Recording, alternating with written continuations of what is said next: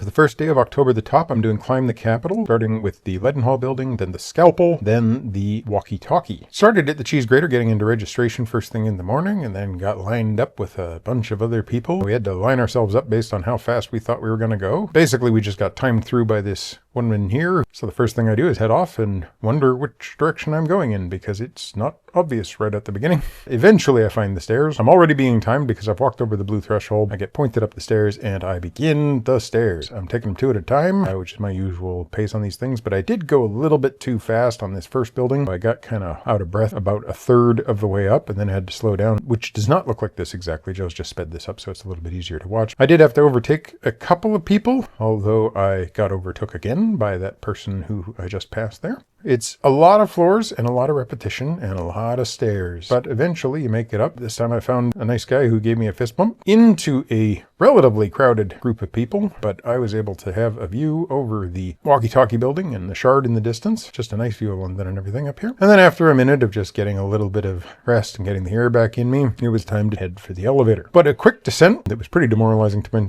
considering it took me 11 minutes to get to the top and then it's 36 seconds to get to the bottom. And then we're out and on our way from the Leadenhall building just across the road to the Scalpel. A very quick entrance, and you really quickly find your way to the stairs because they just point you straight into what would be the out for the emergency stairs. And I pass over that blue platform down there, which is what begins the timing, 2 steps at a time. But this time I've got my sort of steady state going. I know what my pace is going to need to be in order to keep up a comfortable but fast walk. Nice thing about this building is that unlike the others, there actually is glass windows on a large number of the floors, so you get to have a quick view of how high you're descending. A very quick view when the video gets sped up to be actually watchable, because most of it is just looking at staircases. And eventually I found my way up to the top, crossed the blue barrier again, just enough room to turn around, look out this window, and then turn back and go into the hallway to the elevator. The actual view and sort of stopping area there is quite small. When we get down outside, it's a 5-minute walk to the walkie-talkie near the Leadenhall Markets. I was walking with another runner, then got directed into the walkie-talkie building. So I had to turn the camera off and go through an X-ray detector and everything before finally making it out to the stairs. Now, I'd done the walkie-talkie before, so this was at least familiar territory, which means I knew that it's also extremely boring territory until you get to the top. And then you're welcomed out into the viewing area where Joe was waiting for me, and so was a little chit to get some champagne. And with that champagne, a photograph, finally checking out my time, where I found out that I made it in 29 minutes. I was in position 30 of all ages. So I got this view over the Gherkin. My total time, 29 minutes, 14 seconds. I was the 24th man. 11 minutes and 29 seconds for the cheese grater, 8 minutes and 50 seconds each for the Scalpel and the walkie-talkie. Although I am kind of hoarse right now, I'm looking forward to doing more tomorrow when I do the Gherkin.